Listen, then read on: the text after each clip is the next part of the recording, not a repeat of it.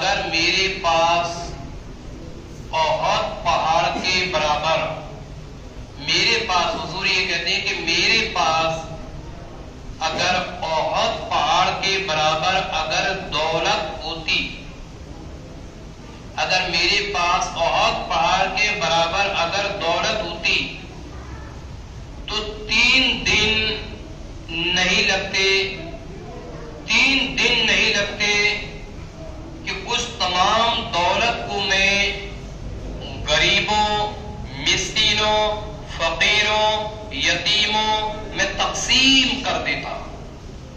عزیزان محترم، اب اس سے یہ مت سمجھیے کہ حضور علیہ السلام مالدار تھے نہیں، حضور نے دولت کو پسند نہیں فرمایا، بلکہ حضرت عائشہ صدیقہ رضی اللہ عنہا کی تو روایت یہ ہے کہ حضور نے فرمایا، اے عائشہ اگر میں چاہوں تو میرے ساتھ چاندی اور سونے کے پہاڑ چلا کرے، میں چاہوں تو میرے ساتھ چاندی اور سونے کے پہاڑ چلا کرے۔ یہ تو حضور نے ایک امت کو سبق دینے کے لیے، ایک امت کو سکھانے کے لیے حضور نے کہا ہے کہ اگر میرے پاس بھی اتنی دولت ہوتی تو میں 3 دن نہیں لگتے، احد پہاڑ بہت بڑا پہاڑ ہے، بہت بڑا، کہ سونا چاندی سے ان تمام کو میں اللہ کی راہ میں خرچ کر دیتا، 3 دن نہیں لگتے۔ عزیزان محترم، پھر حضور نے فرمایا ہاں یہ ہے کہ مجھ پر اگر کچھ قرض ہوتا تو میں اتنی رکھ لیتا کہ جس سے میں اپنا قرض ادا کر سکوں۔ یہ روایت بخاری شریف کے اندر بھی ہے، صحیح مسلم شریف کے اندر بھی یہ ملتی ہے۔ اس کے علاوہ پھر دوسری روایت آقا کریم صلی اللہ علیہ وسلم نے ارشاد فرمایا، حضرت اسما سے فرمایا کہ خرچ کر اور شمار نہ کر۔ حضرت اسما سے حضور نے فرمایا کہ اللہ کی راہ میں جب دے تو پھر اس کو شمار مت کر، کتنا دیا کتنا نہیں دیا، حساب مت جوڑ، دے دیا دے دیا۔ اللہ کی راہ میں جو خرچ کر دیا پھر اسے شمار مت کرو، اس کو شمار نہیں کرنا ہے، دے دیا کہ اللہ تعالیٰ شمار کر دے گا، تو شمار مت کر، جو تو نے اللہ کی راہ میں جو دولت دی ہے تو شمار مت کر، اللہ شمار کر دے گا، اور بند نہ کر۔ پھر حضور فرماتے ہیں اے اسما اللہ کی راہ میں دولت بند مت کر، اللہ کے راستے میں دولت دینا بند مت کر۔ اگر تم نے اللہ کے راستے میں دولت دینا بند کر دیا اللہ تجھے رزق دینا بند کر دے گا۔ عزیزان محترم، یہ روایت بھی بخاری مسلم کی ہے کہ حضور نے فرمایا کہ اللہ کی راہ میں خرچ کر اور شمار نہ کر کہ اللہ تعالیٰ شمار کر دے گا، اور بند نہ کر کہ اللہ تعالیٰ تجھ پر بھی بند کر دے گا، کچھ کر دے گا۔ جو تیری طاقت ہو اتنی تو اللہ کی راہ میں خرچ کر۔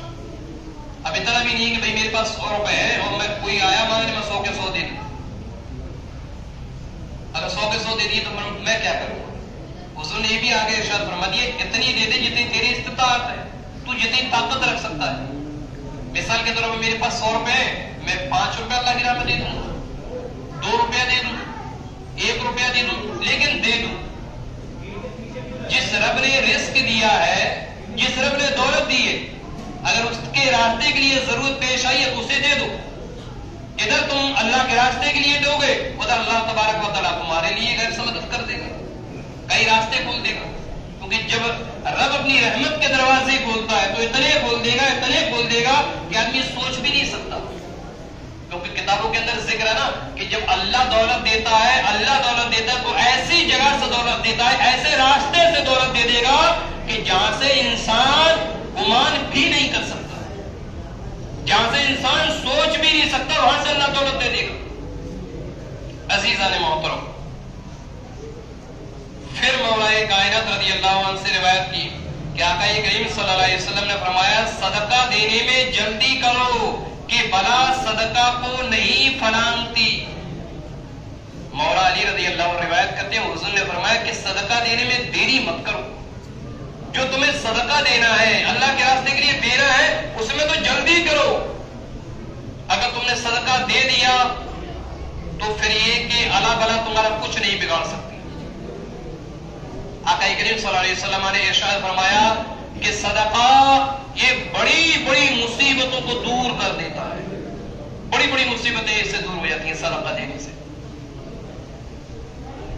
حضرت ابو ہریرہ رضی اللہ عنہ سے روایت ہے، پیارے آقا صلی اللہ علیہ وسلم نے ارشاد فرمایا، دو آدمیوں میں عدل یعنی صلح کرانا صدقہ ہے۔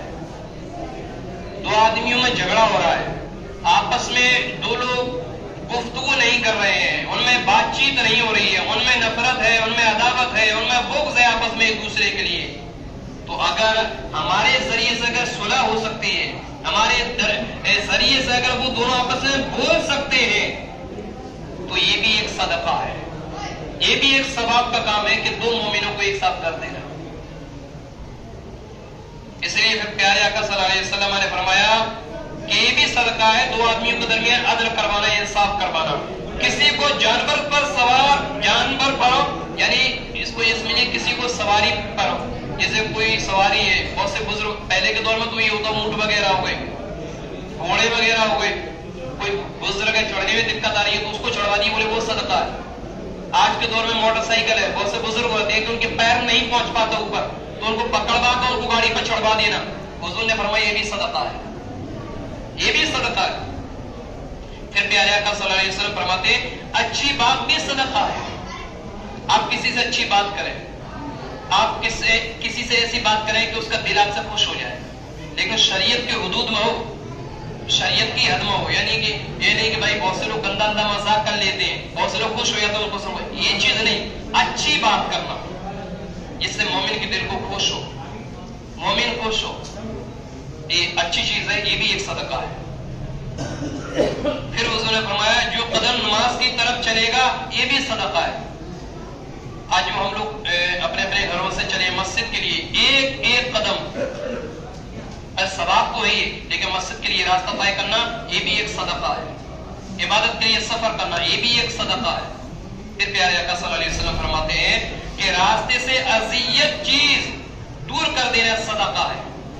اذیت یعنی اس سے یہ مطلب سمجھیے تکلیف دینے والی چیز، تکلیف دینے والی، مثال کے طور پر جس راستے پہ ہم چل رہے ہیں کوئی کانٹا پڑا ہوا ہے، اس کو دور کر دینا، اس کو ایک طرف رکھ کر دینا، یہ بھی ایک صدقہ ہے۔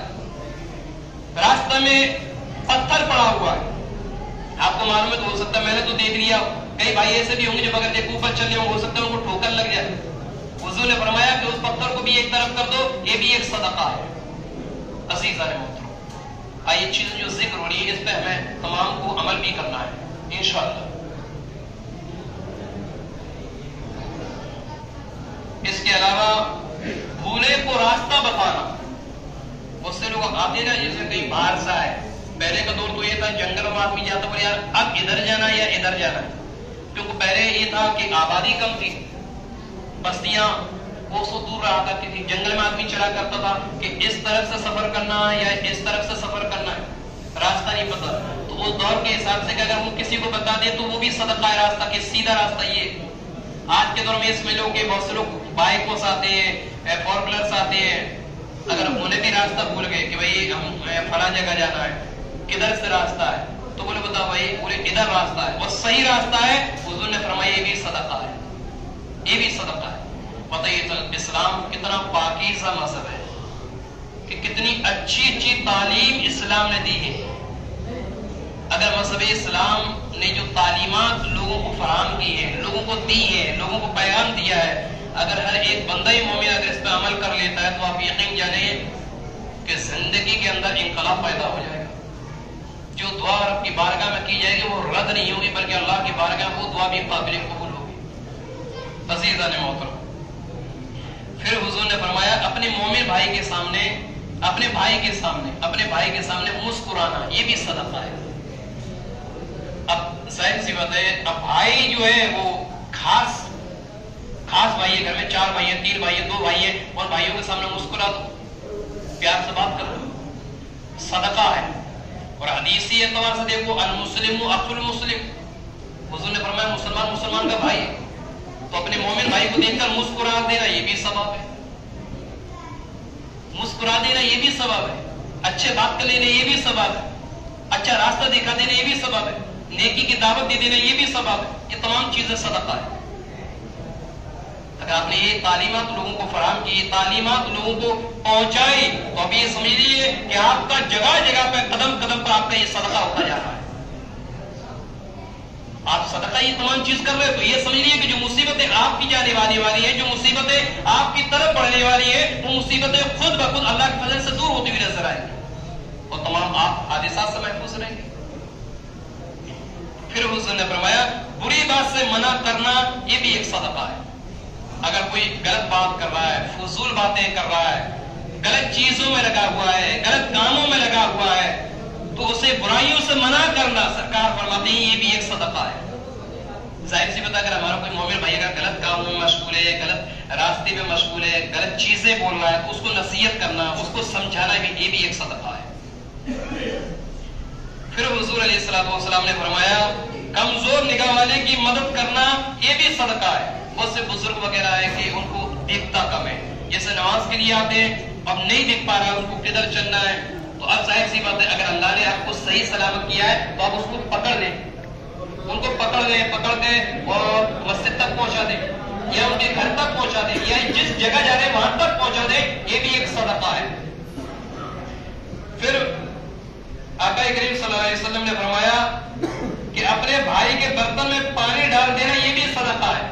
اپنے بھائی کے برتن میں پانی ڈال دینا یہ بھی ایک صدقہ ہے۔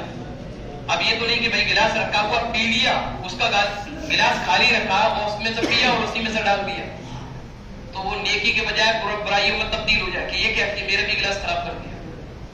اس کا مطلب یہ ہے کہ بھائی اگر کوئی جگ وغیرہ پانی رکھا ہوا ہے اپنے بھی گلاس میں ڈال دیا، اپنے بھائی کے میں بھی گلاس میں ڈال دیا، یہ بھی ایک صدقہ ہے۔ عزیزان محترم، تو ہم لوگوں کو ان چیزوں پر عمل کرنا نہایت ہی ضروری ہے۔ عزیزان محترم، اب تھوڑا سا آپ لوگ دیکھ لیں، آج ہم لوگ جو صدقہ دیتے ہیں یا زکات وغیرہ دیتے ہیں، جس کو ہمارا من کرا ہم اس کو دے دیے، زکات دے دیے، جس کو من کرا اس کو زکات دے دیے، جس کا من کرا صدقہ کر دیے۔ عزیزان محترم، وہ بھی ہمیں دیکھ کر دینا ہے۔ ہمیں ڈھونڈنا ہے کہ غریب کہاں ہے، ہمیں ڈھونڈنا ہے کہ مسکین کہاں ہے۔ بہت سے لوگ ذاتی اعتبار سے ہی فقیر ہوتے ہیں، لیکن آج کروڑوں پتی بنے بیٹھے ہوئے ہیں۔ ذات کا فقیر ہے کروڑ پتی، اس کو صدقہ دینا زکات دینا جائز ہے؟ بولے نہیں، اس کو دینا جائز نہیں۔ اگرچہ ذات کا فقیر ہے جب بھی دینا جائز نہیں، اگر وہ واقعی حقدار ہے، اگر واقعی وہ مستحق ہے کہ اس کو دی جائے، اس کو دے دیں گے جب ادا ہوگی، ذاتی اعتبار سے نہیں ہو۔ فقیر وہ ہے کہ جس کے پاس ایک وقت کھانے کے لیے ہو تو دوسرے وقت کے لیے انتظام ہو، اس کو کہیں گے فقیر۔ مسکین اس کو کہیں گے کہ ایک وقت اس کے پاس کھانے کو ہے تو دوسرے وقت اس کا انتظام نہ ہو، اس کو کہیں گے مسکین۔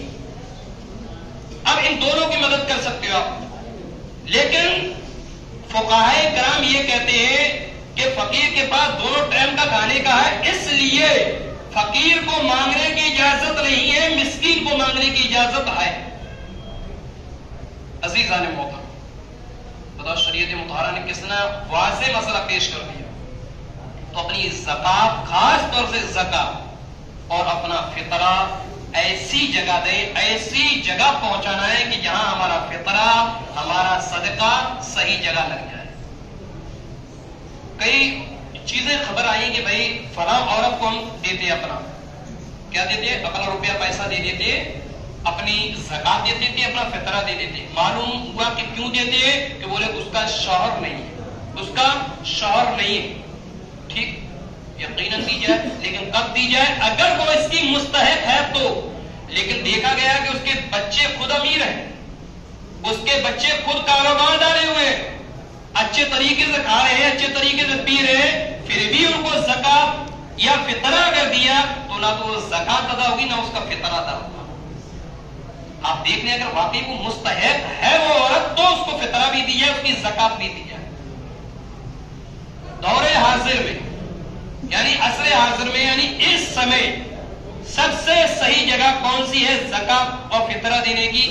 وہ بھی آپ سن لیں، سب سے صحیح جگہ زکات اور فطرہ کی، کیونکہ زکات یا فطرہ وہ چیز ہوتی ہے کہ اگر یہ فطرہ اگر ہم نے ادا نہیں کیا تو جو عبادتیں ہم نے کی ہیں یہ زمین اور آسمان دونوں کے درمیان معلق رہتی ہے، قید رہتی ہے، یہ اس وقت تک اللہ کی بارگاہ میں قبول نہیں ہوں گی جب تک ہمارا بولتے ہیں ہم نے تو عبادتیں کری نہیں ہے رمضان میں، نہ تو کوئی عبادت کری نہ سال میں، اگر وہ بھی اگر نہیں دیتا ہے تو وہ بھی گنہگار ہوگا. عبادت خاص نہیں ہے. زکات دینے کی سب سے بہترین جگہ کون سی ہے؟ یہ سوال ہے، اب جواب سن لیں.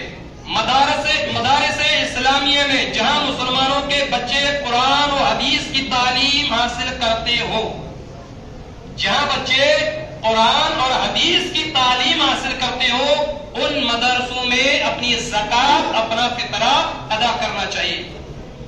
حافظ قرآن اور عالم دین بن کر عالم اسلام میں پیغام قرآن و حدیث پہنچانے کا فریضہ انجام دیتے ہیں. اگر آپ کی زکات کی رقم ایسی جگہ لگتی ہے تو آپ بڑے خوش نصیب ہیں جو ثواب جاریہ کے مستحق بن جائیں گے، جس کا ثواب قیامت تک جاری رہے گا اور کبھی ختم نہیں ہوگا. اور کوئی 15-17 سال تو تعلیم مجھے حاصل کرتے ہو. میں یہ نہیں بولتا ہوں کہ امیروں کے بچے مدرسے میں نہیں پڑھتے ہیں، امیروں کے بھی پڑھتے ہیں، لیکن امیروں کے بچے آپ یقین کریں زیادہ سے زیادہ اگر پڑھیں گے تو 5% پڑھیں گے. 95% جو بچے ہوتے ہیں مدرسے کے اندر وہ غریب ہوتے ہیں.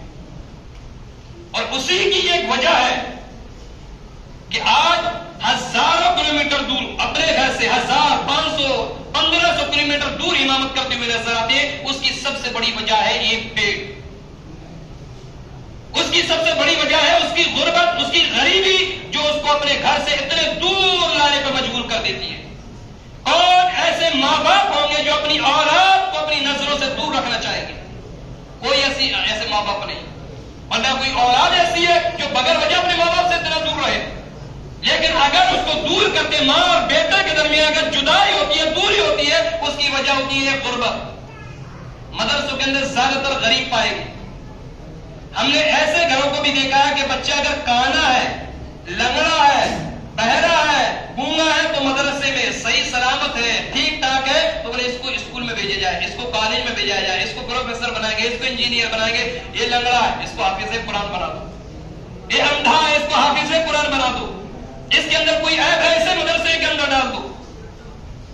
کتنے بچوں کو تو ماں، آپ یقین کریں کہ نہ ان کے ماں ہے نہ ان کے باپ ہے، لیکن آج بھی مدرسے کے اندر پڑھے، آج بھی مدرسے کے اندر وہ تعلیم حاصل کر رہے ہیں. کوئی نہیں ہے ان کا.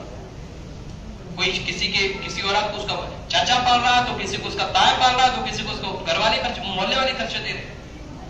تو سب سے زیادہ اگر کوئی مستحق ہے تو وہ ہے آپ کا مدرسہ.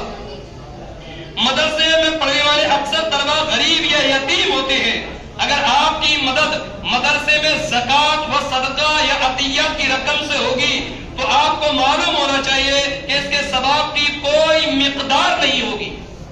آپ کو کھانا کھلانے کا، پانی پلانے کا ثواب، کپڑے پہنانے کا ثواب، بیماری کے علاج کا ثواب، اور یہ بچے مہمان رسول صلی اللہ علیہ وسلم ہیں ان کی خدمت کا ثواب. اور سب سے بڑا اجر و ثواب یہ ہوگا کہ آپ کی مدد اور تعاون سے مدرسے کے طلبا حافظ قرآن بھی بنتے رہیں گے، عالم دین بھی بنتے رہیں گے. بہت سے لوگوں کو دیکھا گیا کہ اپنا فطرہ، اپنی زکات اکٹھا کر کے باہر بھیج دیتے. مجھے اس سے کوئی لینا دینا نہیں. آپ کے گھر پہ بس 1 منٹ کا بیان ہوگا پھر میں ختم کر رہا ہوں. یہ مت دیکھیے، صرف 1 منٹ. بہت سے لوگوں کو دیکھا کہ اپنی زکات و صدقہ باہر اداروں میں بھیج دیتے، باہر مدرسوں بھیج دیتے. میں یہ کہہ رہا ہوں آپ کے یہاں اگر کوئی بھی آپ کے دروازے پر مانگنے آ رہا ہے اللہ کے نام پر، اس کو دے دیجیے. اس کو منع مت کریے. کوئی بھی آئے اگر اللہ کے نام پر آ رہا ہے تو اس کو دو، لیکن اکٹھا کر کے باہر بھیجنا کسی مدرسے میں، جبکہ علاقے کا اپنا خود کا مدرسہ ہے. تو میرا اپنا خیال یہ ہے کہ آپ کو اپنے مدرسے کی خود مدد کرنا چاہیے. اگر باہر بھیجتے رہیں گے تو ہمارے بچے حافظ قرآن کب بنیں گے؟ اگر باہر بھیجتے رہیں گے تو ہمارے بچے عالم دین کب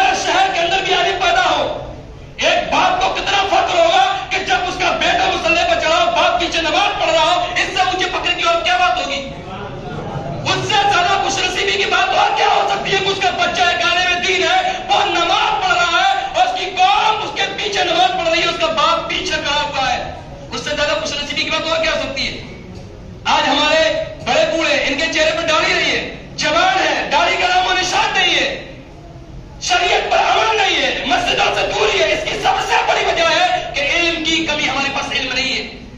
آج حلال کیا ہے، حرام کیا ہے، ہمیں اس کی تمیز نہیں ہے. یہ کب تعلیم حاصل کرے گا، یہ کب پہچانے گا؟ جب پہچانے گا جب آپ کے اپنے علاقے میں بچے ہوں گے، حافظ بھی ہوں گے، عالم بھی ہوں گے. تو میری گزارش یہ ہے کہ آپ کا بھی اپنا مدرسہ چل رہا ہے، اسی حجرے، اسی ہاسٹل میں چل رہا ہے، اسی مسجد کی دکانوں پہ جو مدرسہ اپنا چل رہا ہے، آپ زیادہ کوشش کیے کریں. کیونکہ اگر آپ سپورٹ کریں گے تو انشاءاللہ آج ایک اسٹیپ، آج 2 استاد ہے، کل 3 استاد رکھیں گے، پرسوں 4 رکھیں گے. آج اللہ کے فضل و کرم سے آج ہمارے یہاں 15-17 بچے، 3 بچے آج 11 12 12 کے